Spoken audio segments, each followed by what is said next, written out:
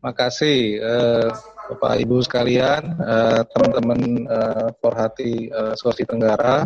Kebetulan saya juga alumni KMI Cabang Bogor. Salam buat Pak Bupati, buat Pak Sofyan, ketua kami dan teman-teman dari Sulawesi Tenggara. Terima kasih atas kesempatan yang diberikan untuk saya mencoba kita berdiskusi.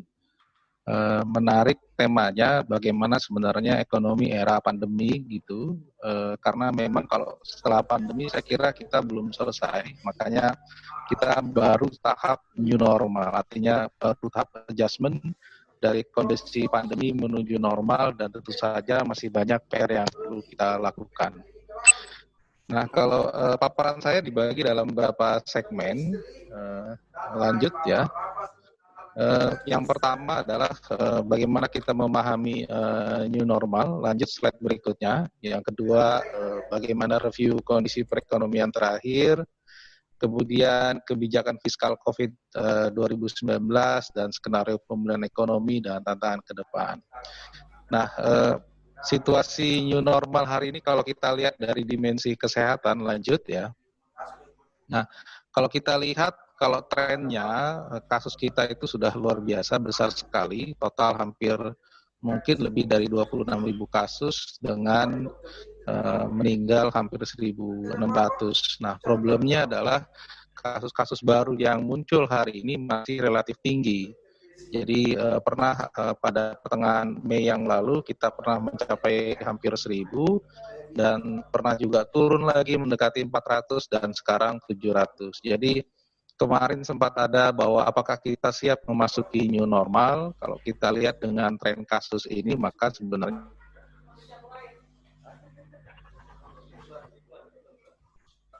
lebih banyak, dan juga kita tidak tahu kapan ini bisa selesai. Ada beberapa provinsi yang saya lihat masih relatif tinggi. Ini Jakarta, kemudian Jawa Timur, Jawa Sulawesi Selatan. Di luar Pulau Jawa, Sulawesi Selatan masih menjadi problem, walaupun agak jauh mungkin, tapi saya kira di Sulawesi, maka wilayah Sulawesi Selatan yang saya kira menjadi persoalan serius, apakah memang siap atau tidak memasuki kehidupan new normal. Nah, apa sih yang menjadi masalah dalam new normal begitu? Kalau kita lihat new normal memang sedianya akan berlaku pada tanggal 1 Juni, namun kelihatannya memang sampai hari ini dengan pemberlakuan atau uji coba ataupun sosialisasi yang dilakukan sejak PSBB berlaku tahun 10 April 2020 masih menjadi problem utama. Kenapa new normal diberlakukan? Saya kira problem utamanya adalah tekanan masyarakat akan kebutuhan ekonomi semakin tinggi. Masyarakat sudah tidak mampu lagi dengan situasi ini, stres, kemudian tidak bisa mencari nafkah, bantuan sosial didapatkan relatif kurang, dan sebagainya, sehingga ada desakan di level bawah maupun pemerintah juga ingin memperlakukan new normal ini secepat-cepatnya. Namun kalau kita lihat dari kasusnya, bahwa kasusnya masih relatif tinggi dan belum menunjukkan penurunan, terutama di Jawa Timur yang kita lihat dalam beberapa hari terakhir ini juga masih menjadi problem. Nah, dilema antara kesehatan dan ekonomi ini semakin kuat, sementara protokol kesehatan beberapa pihak termasuk dari ID, dari kementerian, mungkin dari teman-teman dokter dan kalangan akademis, tenaga medis, memperkirakan agak berat kalau misalnya protokol kesehatan ini diberlakukan dalam waktu relatif lama.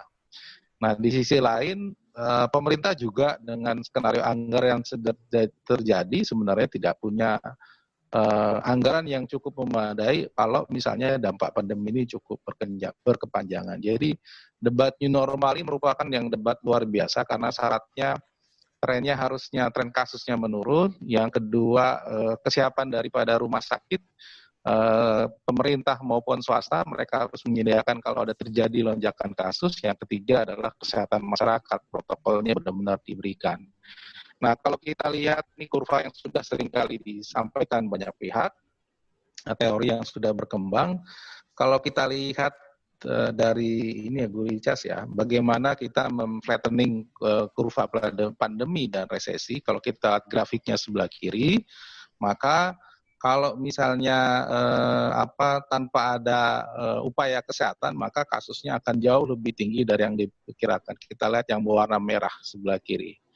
Namun memang dia akan lebih cepat dari sejak kasus itu pertama. Jadi beberapa negara ini seperti misalnya beberapa negara yang mungkin tidak ada yang tanpa ada upaya kesehatan, tapi umumnya adalah menggunakan kesehatan. Nah, kasusnya bisa dikendalikan. Namun memang sampai kapan ini selesai ternyata belum ada yang bisa mampu menjawab, sehingga grafiknya akan relatif landai, tapi butuh waktu yang lebih lama. Nah, situasi kesehatan ini berbanding terbalik dengan situasi ekonomi. Kalau tanpa ada upaya kebijakan penanggulangan dampak ekonomi, maka dampak kerugian ekonominya akan semakin besar. Lanjut sebelum ke sana ya, masih grafik ya. Kalau kita lihat sebelah grafik yang sebelumnya yang mengatakan kurva dan pandemi, sebelumnya ya, grafik sebelumnya ya meratakan kurva. Nah, kalau kita lihat yang sebelah kanan, kalau tanpa ada kebijakan makroekonomi, fiskal, moneter dan sebagainya, maka dampak terhadap ekonomi dan resesi akan semakin dalam, dan kalau ada upaya maka tentu saja dampak yang ditimbulkan lebih berkurang. Nah, tentu saja ini perlu waktu yang juga relatif lama dua-duanya. Nah, itulah kondisi new normal dan yang kita hadapi. Kita berada pada titik mana? Kalau kita titik kiri, kelihatannya kita belum sampai pada titik puncaknya kasus-kasus tersebut. Karena kita lihat grafiknya masih relatif naik turun, berada di angka 400, 500, bahkan kemarin 700. Saya kira kita masih lama dengan situasi kasus ini, dan tentu saja mungkin kalau kita lihat dengan yang with public health measures tadi, itu kita masih panjang, dan kecuali kalau misalnya kasusnya sudah relatif turun sampai ke 200 atau 100 kasus per hari untuk seluruh Indonesia.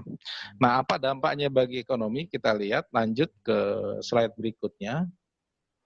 Nah, kalau kita di ekonomi sendiri, sampai triwulan pertama 2020, ekonomi kita langsung drop.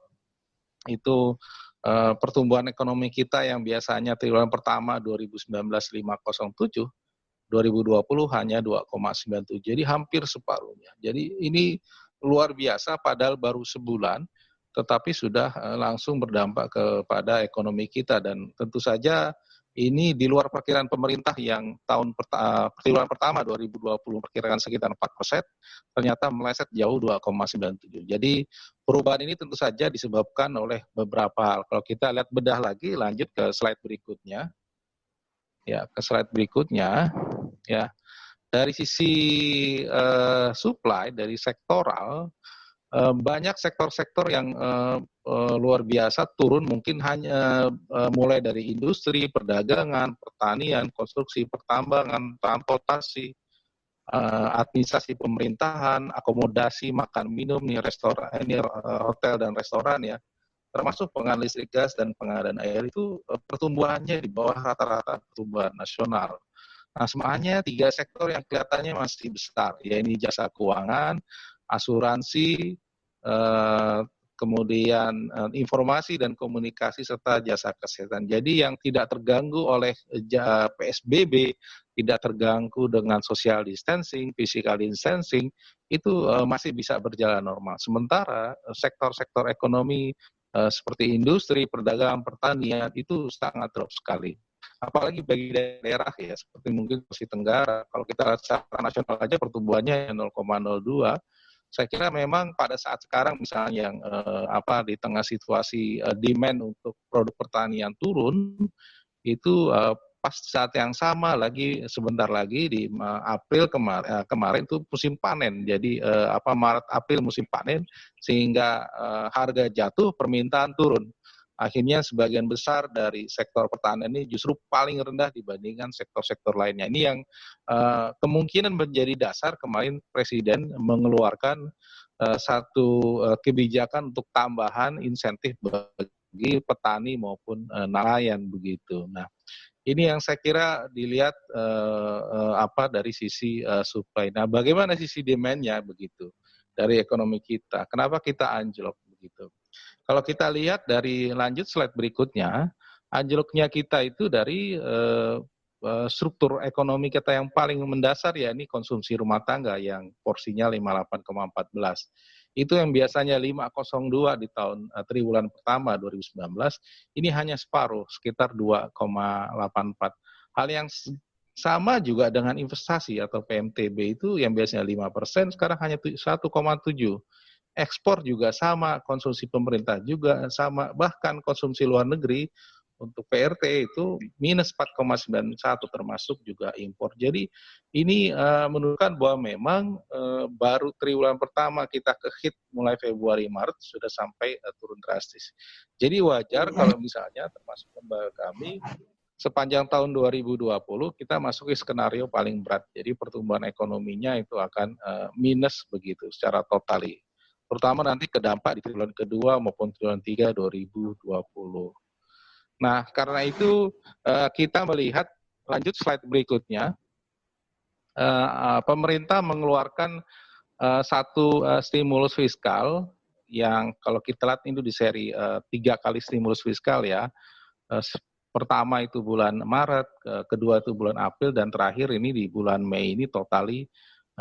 Kalau pertama dan kedua itu mungkin baru sekitar 30 triliun, tapi yang untuk stimulus 3 ini total ada hampir 642 triliun. Jadi besar sekali yang dibantu untuk agar kita keluar dari situasi kondisi berkepanjangan dari dampak pandemi. Nah, menariknya adalah kalau kita lihat porsi alokasi dari anggaran pemerintah, kalau kita lihat total kesehatan itu 78,5 triliun. Dukungan ke rumah tangga hampir 232 triliun, dan dunia usaha dan Pemda di dalamnya sini. Pemda saya kira paling kecil begitu ya. Pemerintah daerah hanya 1 triliun untuk pinjaman daerah dan 14 triliun dari 409. Nah, tetapi secara total menariknya pada masalah kesehatannya belum selesai kita disuruh berdamai, tapi anggaran itu hanya 11%.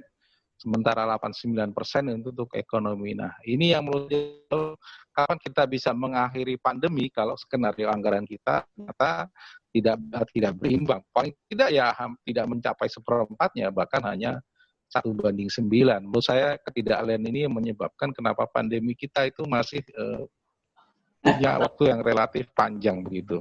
Lanjut. Saya mengkritisi beberapa hal. Pertama soal kesehatan ya, tadi anggarannya. Ada beberapa hal yang menurut saya belum clear di sini. Soal vaksin yang belum ada, bagaimana ini bisa ditentukan penemuannya. Mobil PCR yang kurang, tambahan sarana prasarana rumah sakit, termasuk insentif tenaga kesehatan. Nah, kalau ini diberlakukan new normal, tapi terserah dengan anggaran yang sangat terbatas, menurut saya kita juga punya problem. Kemudian di bantuan sosial untuk rumah tangga, slide berikutnya, kita tahu lanjut di rumah tangga, kita tahu ada bantuan sosial tadi hampir kurang lebih 232 triliun ya, sebagian besar.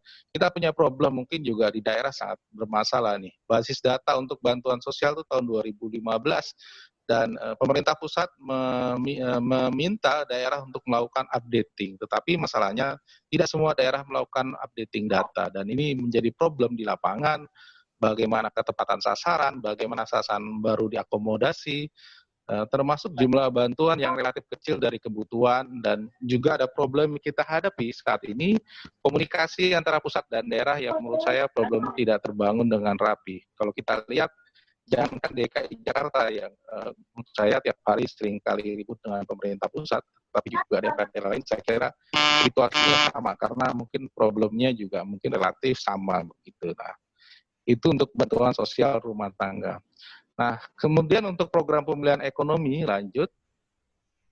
Nah, pemulihan ekonomi ini secara prinsip itu adalah ada 5 garis besar program ini melalui penyertaan modal negara PMN ya, kemudian penempatan dana, investasi pemerintah, penjaminan dan belanja negara. Ada beberapa hal yang menurut saya kritikal isu begitu. Misalnya soal PMN ya, kita tahu banyak BUMN yang mendapatkan penyertaan modal negara, termasuk juga mendapatkan dana talangan dan sebagainya. Lanjut slide berikutnya untuk BUMN ini. BUMN porsinya paling besar gitu ya, hampir mungkin kalau kita melihat di atas 100 triliun begitu. Nah, problemnya adalah kita tidak tahu apakah BUMN ini terdampak karena COVID atau memang kinerja memburuk sebelum COVID. Nah, ini yang saya lihat ini aji mumpung, jadi banyak sekali BUMN yang mendapatkan fasilitas dari pemerintah dengan dana bantuan ini untuk mendapatkan PMN begitu. Katakanlah PLN maupun Pertamina itu kan sebenarnya mungkin terdampak karena COVID, tapi yang lain misalnya seperti KS dan sebagainya itu kan memang yang sebenarnya memang kinerjanya memburuk pada sebelum-sebelumnya. Ini yang menurut saya problem apakah kita memberikan PMN itu tepat atau tidak. Yang kedua efektivitasnya, mana paling efektif karena variasinya banyak. Dalam skema dana talangan, kompensasi baik untuk PLN maupun untuk Pertamina ini tarif listriknya tidak turun maupun harga BBM tidak turun, bentuk PMN ke beberapa termasuk subsidi juga diberikan. Nah, ini yang kami kira efektivitasnya apa kita akan menyiapkan BUMN atau sebenarnya membantu untuk masyarakat kalangan masyarakat bawah. Ini yang belum terjawab dari skema program pemulihan ekonomi. Lanjut misalnya skema kedua adalah penempatan dana. Kita tahu ada sekitar kurang lebih hampir 80 sampai 90 triliun dana pemerintah itu melalui bank peserta atau kita sebut sebagai bank jangkar. Ini ada 15 bank ditetapkan sebagai bank jangkar dan bank peserta ini di bawahnya ada bank pelaksana. Dari bank pelaksana itu baru berhubungan dengan debitur yang katakanlah kemungkinan terdampak dari COVID. Nah, ada problem yang kita hadapi dari penempatan dana. Yang pertama adalah beban bank peserta sebagai bank jangkar. Karena 15 yang ditunjuk oleh pemerintah ini sebagian besar bank pemerintah juga punya problem yang sama. Ya ini adalah kreditor langsung mereka juga cenderung kredit macetnya juga semakin besar. Apalagi mereka harus menambah sebagai bank jangkar yang akan kebebanan dari bank-bank pelaksana lain yang mereka harus tanggulangi. Jadi beban. Dan ini juga mulai langsung terdampak bahwa harga saham dari bank peserta ini langsung turun begitu mereka disebutkan sebagai bank jangkar.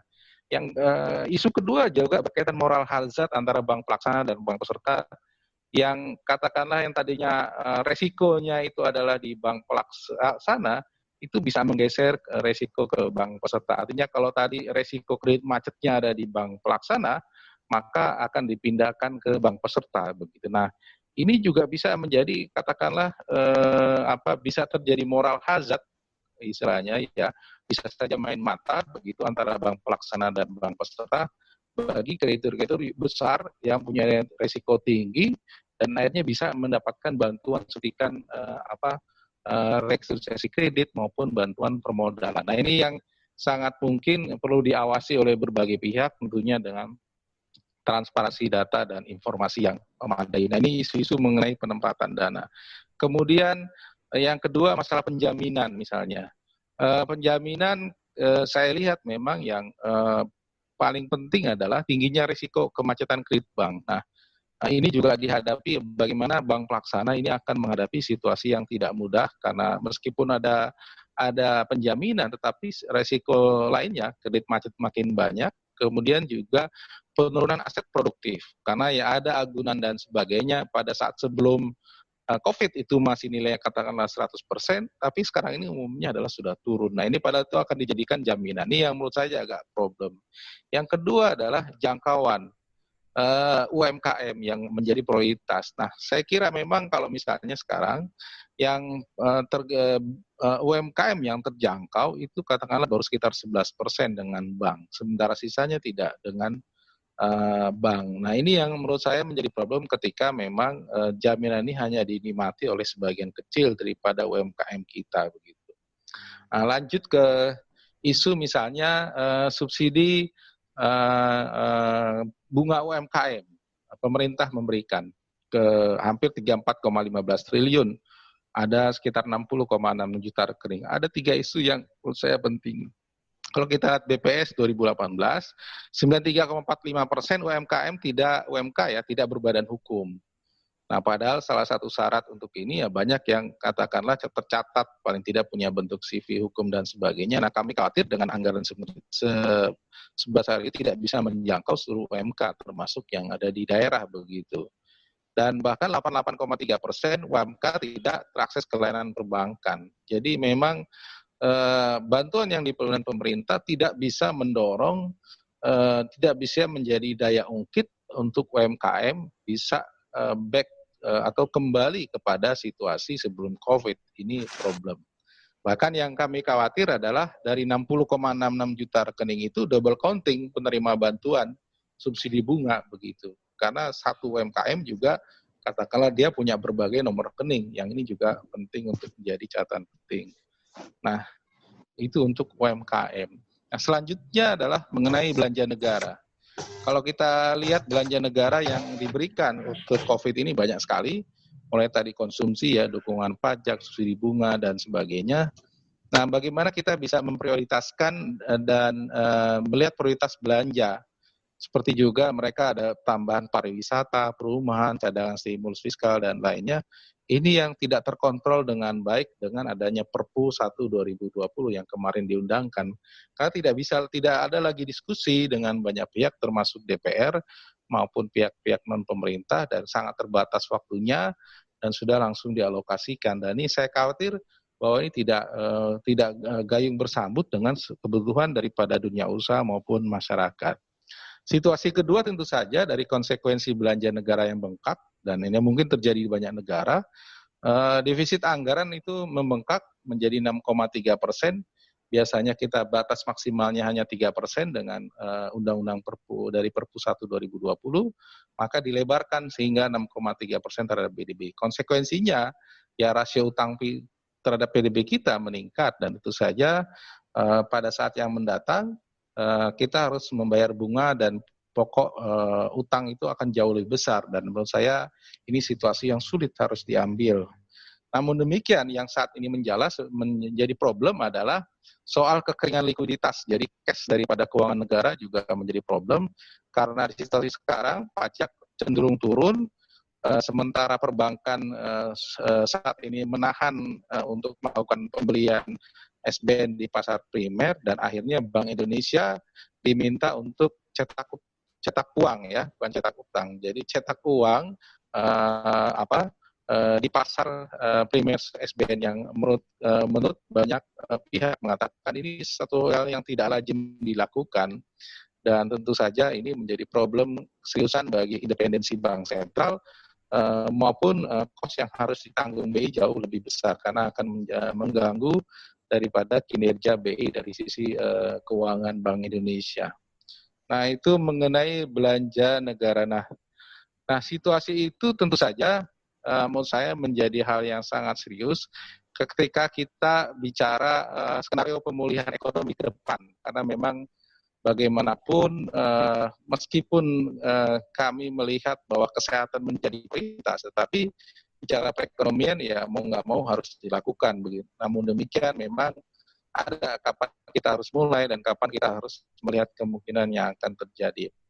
Awalnya ini perdebatan bagaimana skenario pemulihan ekonomi begitu. Ada beberapa fase yang akan dimulai 1 Juni dan akhirnya ditunda dan belum tahu kapan bisa dilakukan, termasuk kapan new normal bisa dilakukan. Nah, fase 1 misalnya industri dan jasa itu mulai buka sebagian, sektor kesehatan buka, kegiatan lain dibuka. Fase 2 tambahan lagi dengan adanya kontak fisik belum boleh, namun yang sehari-hari outdoor sudah boleh. Sampai nanti fase kelima, kegiatan ekonomi. Nah, dengan fase-fase skenario pemulihan ekonomi tampaknya tidak mudah karena tadi kasus-kasus yang dihadapi kita itu masih relatif tinggi.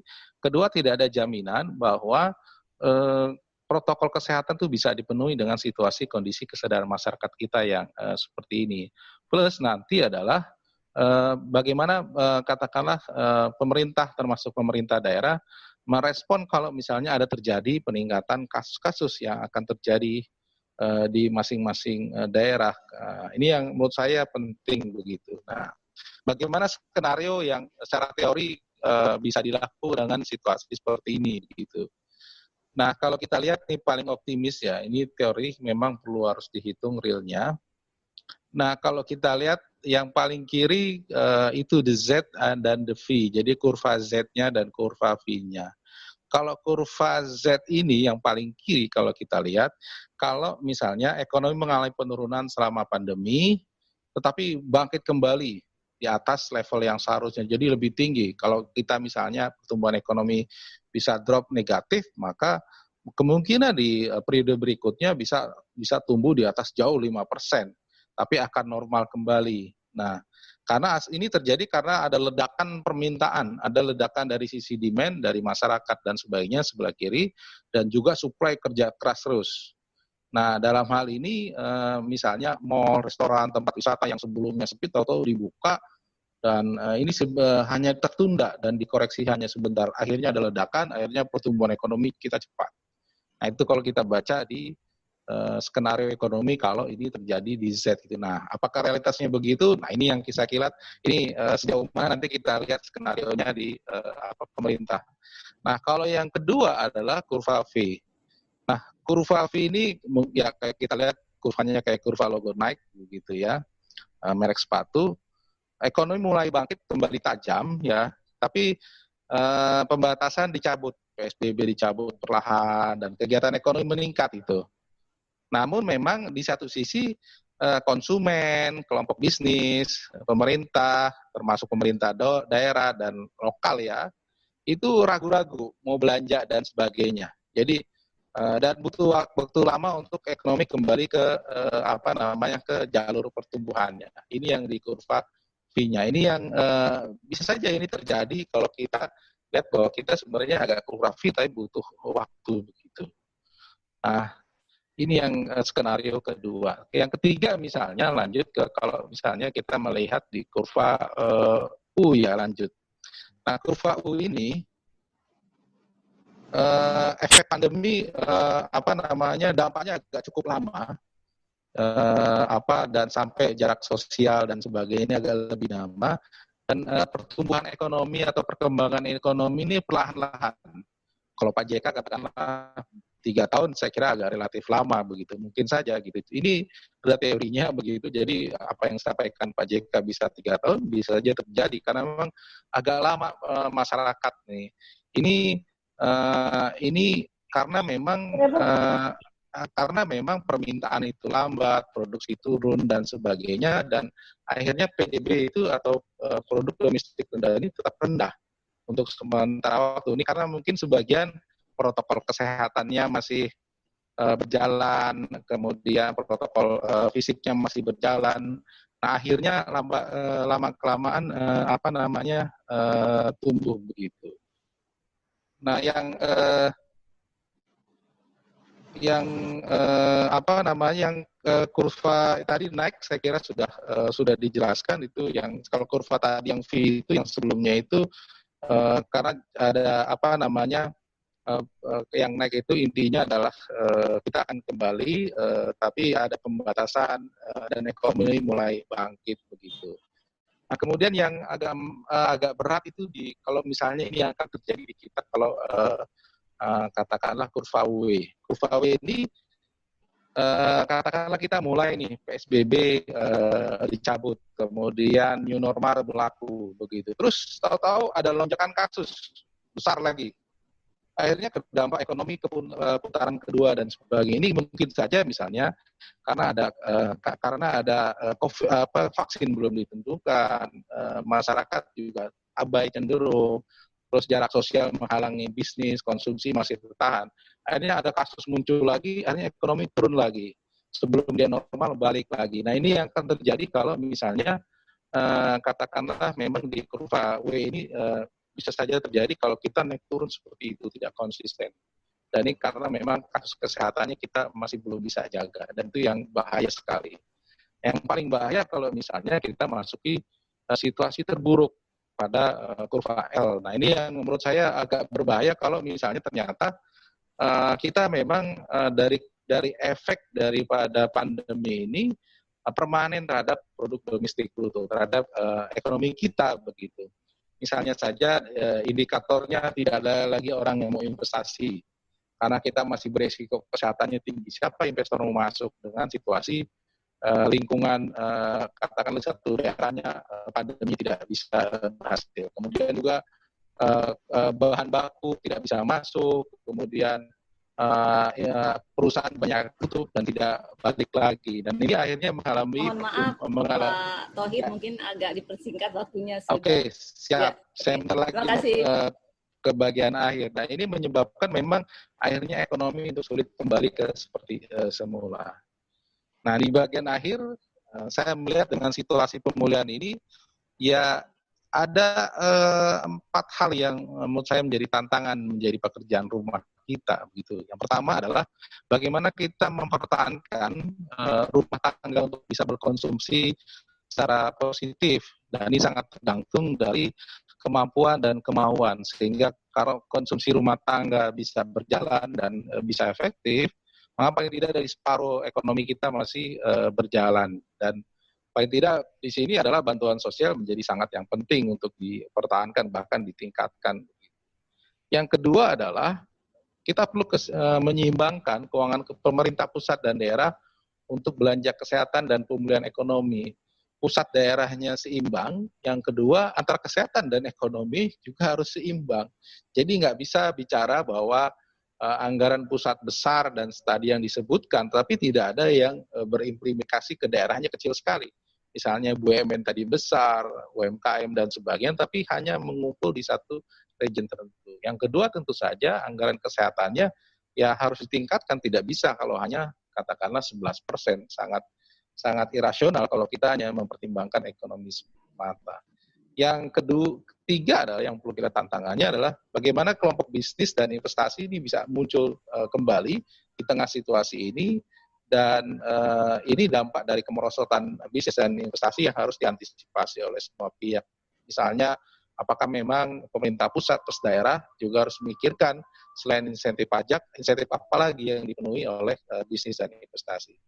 Yang terakhir yang menurut saya penting adalah di tengah situasi pandemi ini ada 2 hal yang berdampak. Pertama tentu saja banyak orang kehilangan pekerjaan, dan dari kehilangan pekerjaan itu akhirnya kemiskinan akan semakin meningkat. Karena itu SDM yang ada ini akan mencari pekerjaan-pekerjaan baru, dan ini harus diantisipasi jangan sampai ke depan ini akan menjadi beban masyarakat. Nah, terakhir saya kira memang apapun yang saat ini dilakukan pemerintah, salah satu kunci adalah memang kita perlu sinergi antara pemerintah pusat dan daerah dan semua sektor agar katakanlah kita hati-hati untuk bisa